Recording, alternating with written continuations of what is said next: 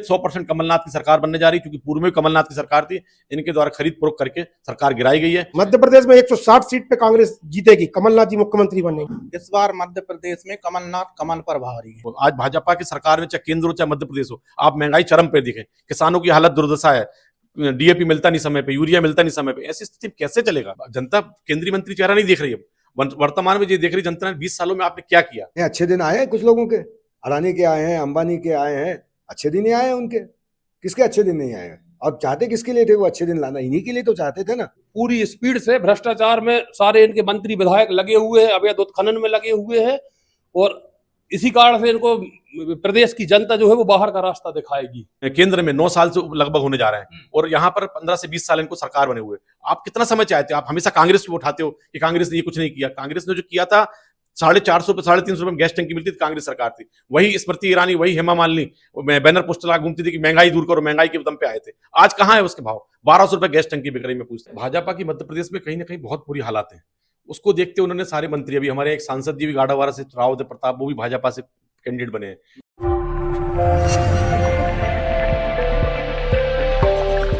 इस वक्त हम हैं मध्य प्रदेश में, और मध्य प्रदेश में चुनाव यात्रा के दौरान हम आ पहुंचे हैं नरसिंहपुर में। नरसिंहपुर में जो टिकट दिया गया है भारतीय जनता पार्टी की ओर से प्रहलाद पटेल को, जो केंद्रीय मंत्री थे। इस बार मध्य प्रदेश चुनाव में भारतीय जनता पार्टी ने कई दिग्गजों को मैदान में उतारा है और उन पर किस्मत आजमाई है। लेकिन देखने वाली बात यह होगी कि जब यहाँ 17 नवंबर को चुनाव होंगे तो उसका परिणाम क्या होगा। अभी हमारे साथ कुछ लोग हैं, उनसे बातचीत करेंगे। जिस प्रकार से नरसिंहपुर में हम हैं, यहाँ घूम रहे हैं चुनावी यात्रा के दौरान, क्या लगता है जो मंत्री जी आपके मैदान में उतरे हैं, तो विधानसभा में उसका क्या प्रभाव पड़ेगा? निश्चित ही, क्योंकि पूर्व में जालम सिंह पटेल उनके छोटे भाई यहाँ विधायक थे, वर्तमान में केंद्रीय मंत्री प्रहलाद पटेल जी आ गए हैं भाजपा से। तो वह भाजपा की मध्य प्रदेश में कहीं ना कहीं बहुत बुरी हालात है।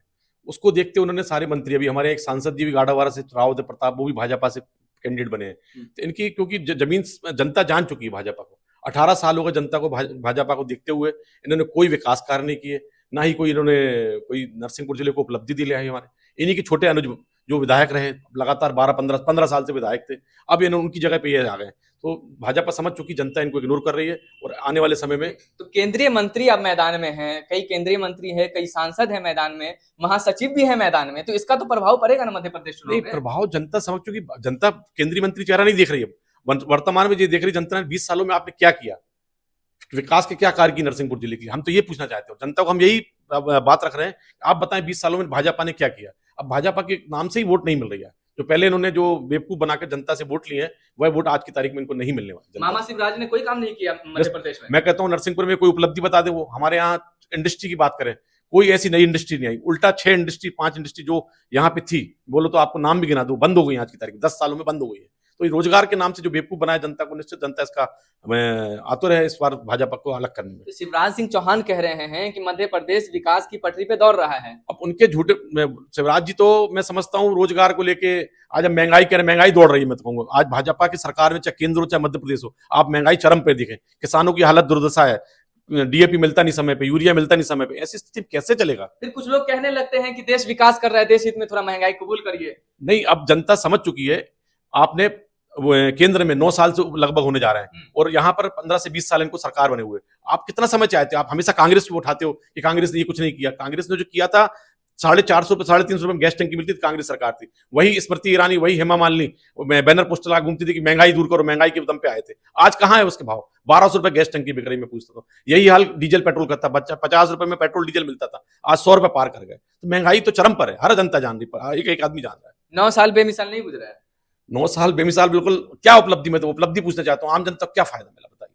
कह रहे युवाओं को रोजगार मिला है। बिल्कुल, आप पता करें, रोजगार छोड़ जो लगे हुए हैं आज इनको तनख्वाह नहीं मिल रही। हमारे यहाँ चाहे वो स्थानीय बात करें, नगर पालिका की, चाहे हम बात करें शिक्षकों की, ऐसे उनके स्थिति ये 3-3 महीने की आज सैलरी नहीं बांट पा रहे, कर्ज में आए, पूरा मध्य प्रदेश डुबा दिया। आपके पास अभी हम आएंगे। सर, अच्छे दिन आए कि नहीं आए?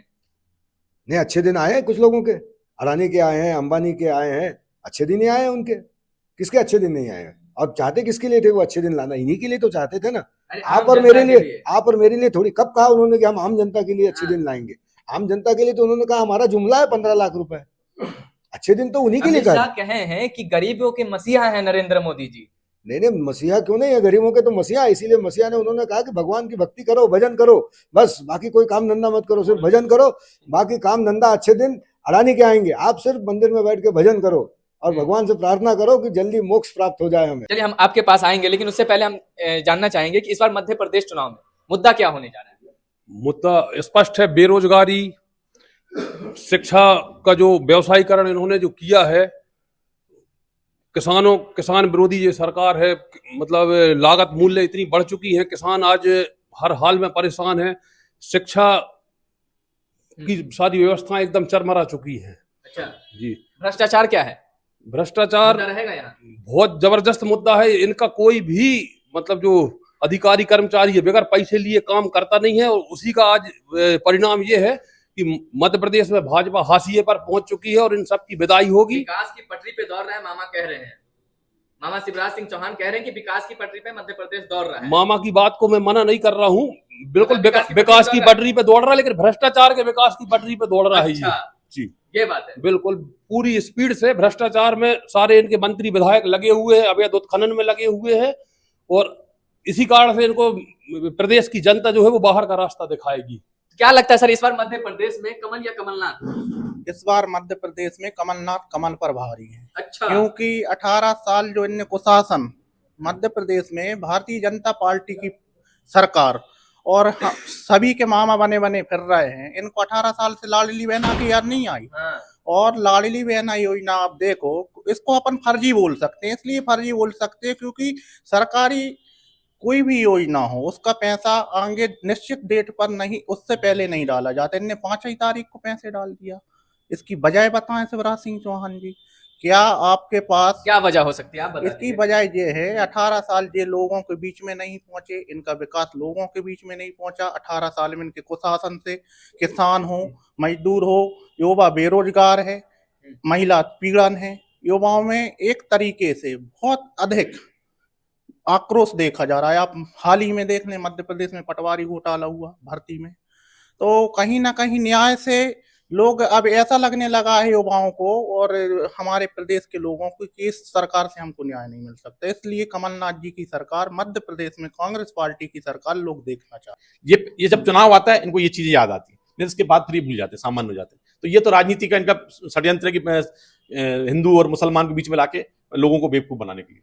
कमल या कमलनाथ होगा मध्य प्रदेश? निश्चित 100% कमलनाथ की सरकार बनने जा रही है, क्योंकि पूर्व में कमलनाथ की सरकार थी, इनके द्वारा खरीद फरोख्त करके सरकार गिराई गई है। लेकिन अब और इतने बहुमत से आएगी, ये कुछ भी कर ले। इस बार कोई ऐसा आसार नहीं है खरीद फरोख्त? नहीं, इनका हो गया, जितना सपना था इनका पूरा हो गया, जनता जान चुकी इनको अच्छे से। आखिरी सवाल होगा सर कि जिस तरीके से दोनों पार्टियों की तरफ से घोषणाएं की जा रही है, कांग्रेस की तरफ से तमाम बिजली को लेकर, महिलाओं को पैसा, गैस सिलेंडर को लेकर, क्या लग रहा है जनता इस पर विश्वास दिखाएगी कि कांग्रेस जो हमें वादा कर रही है वो पूरा करेगी? बिल्कुल निश्चित ही। इसके पहले हमारी 15 महीने 18 महीने की सरकार रही, माननीय कमलनाथ जी द्वारा किसानों के हित में कर्जा माफ की घोषणाएं की थी। उसमें किसानों का कर्जा माफ की प्रथम पद में हुआ और द्वितीय चरण में होने जा रहा था। हमारी सरकार किसी कारण से गिर गई, जैसा कि आप सबको मालूम है।